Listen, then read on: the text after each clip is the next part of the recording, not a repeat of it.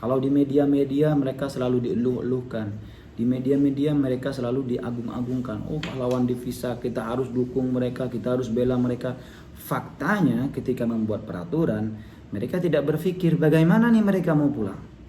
Bismillahirrahmanirrahim. Assalamualaikum warahmatullahi wabarakatuh. Sahabat-sahabat yang dirahmati Allah Subhanahu wa taala.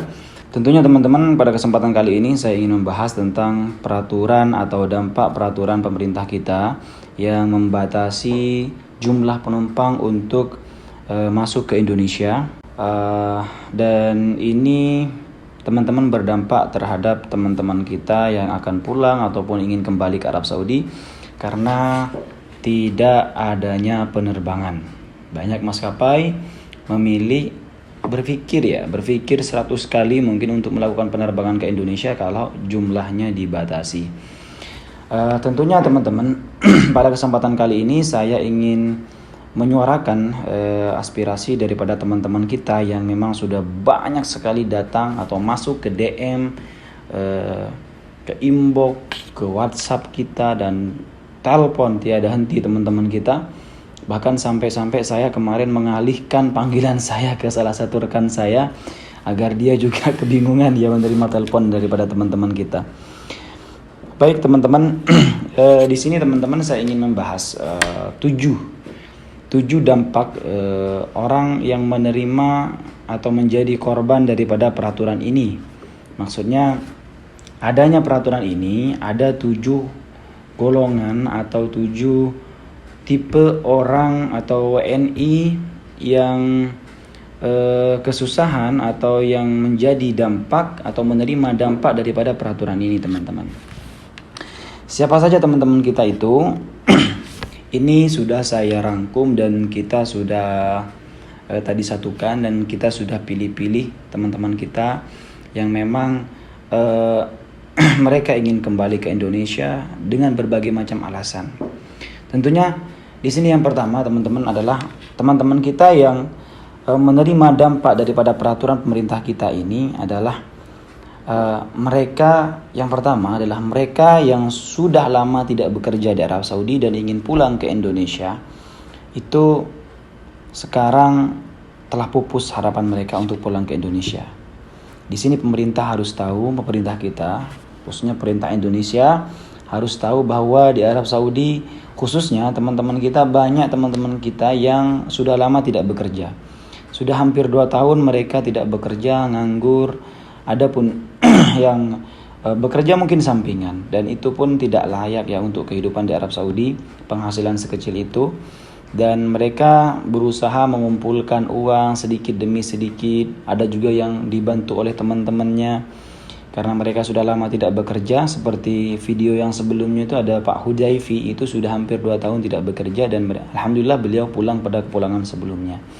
Nah, jadi ketika seperti sekarang ini sudah sama dengan lockdown karena tidak ada pesawat yang mau terbang ke Indonesia. Alasannya apa? Karena hanya boleh membawa penumpang 90 orang. Adapun kemarin yang terbang ke Indonesia terakhir itu harganya fantastis teman-teman. Bisa ada yang sampai mencapai 6.000 sampai 6.500 bahkan ada yang sampai 7.000 ya harga tiketnya. Jadi 3 sampai 4 kali lipat dibandingkan sebelum adanya peraturan dari pemerintah kita kemarin ya teman-teman. Nah, di sini teman-teman kita tidak mampu untuk membeli tiket. Masalahnya apa? Harganya sangat tinggi dan tidak terjangkau dengan kantong teman-teman kita yang memang sudah lama tidak mendapatkan pekerjaan. Itu yang pertama. Pertama adalah orang-orang yang sudah lama tidak bekerja di Arab Saudi dan ada yang menerima bantuan ingin pulang ke Indonesia, sekarang sudah tidak mempunyai harapan lagi untuk bisa pulang ke Indonesia. Bahkan kalau tinggal di sini mungkin ya itu tetap mencari bantuan dari teman-teman kita.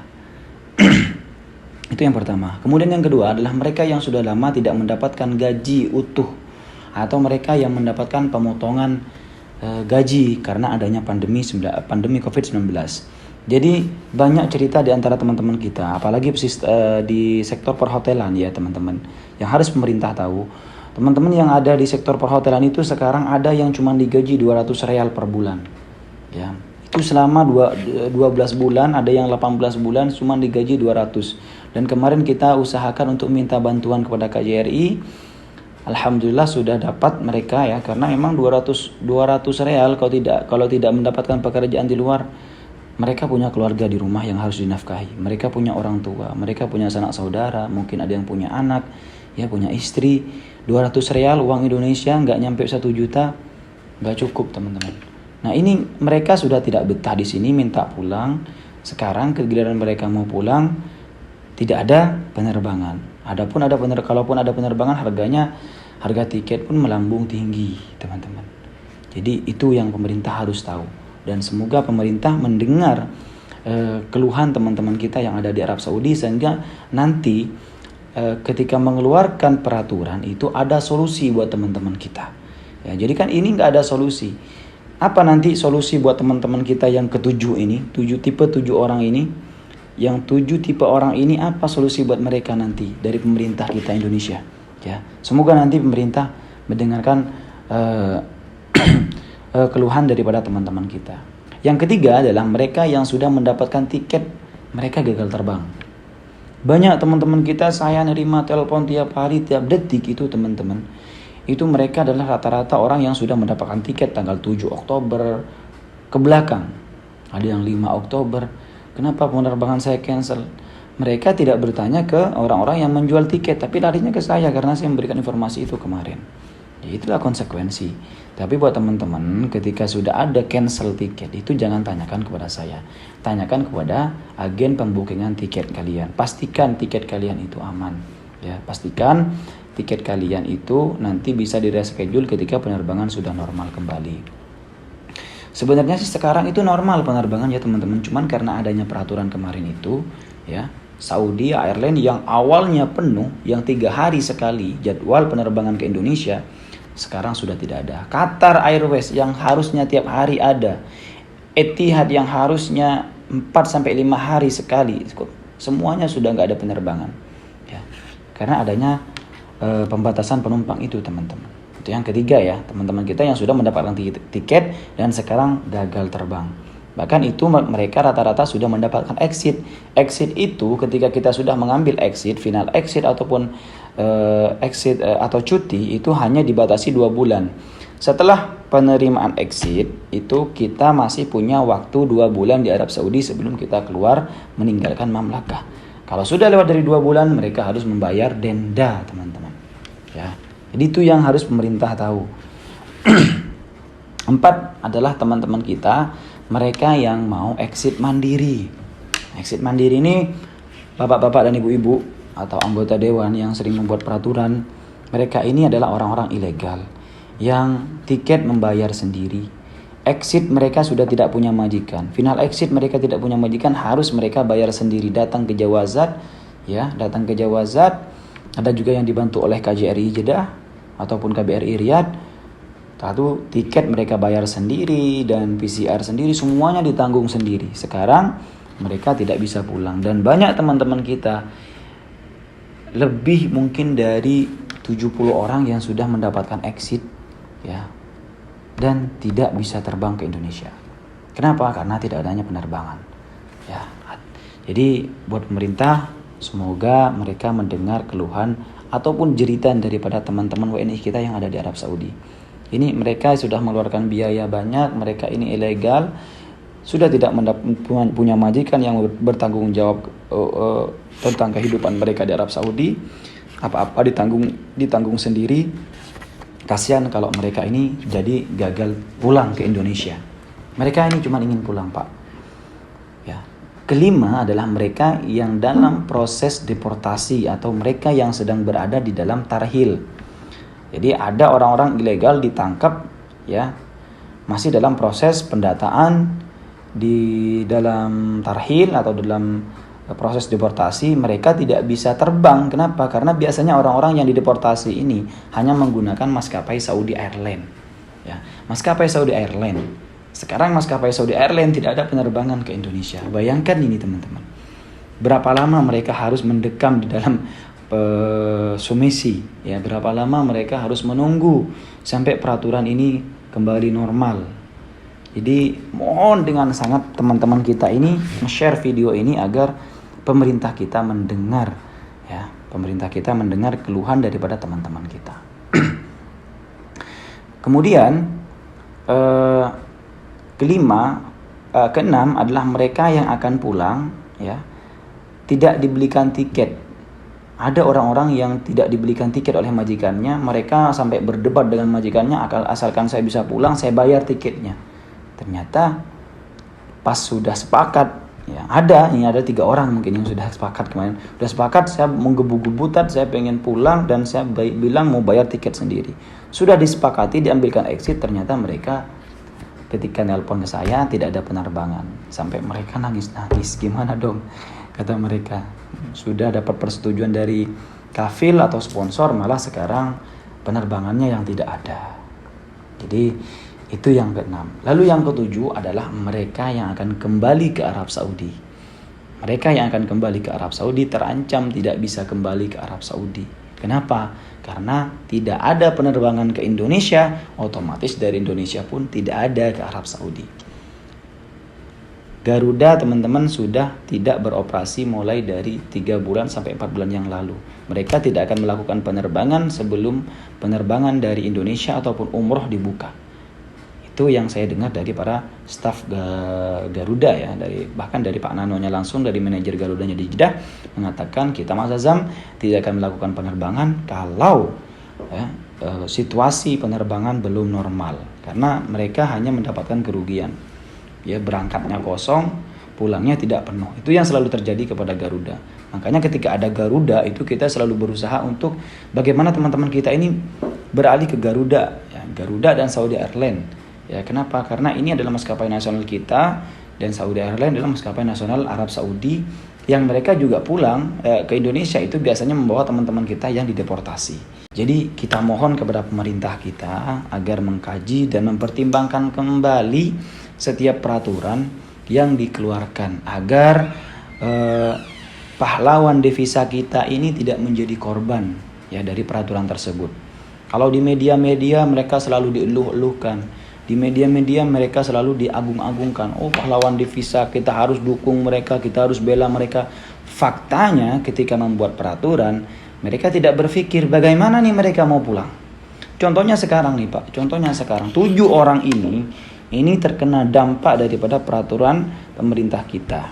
Sehingga dengan keluarnya peraturan kemarin, jadwal penerbangan semua kosong.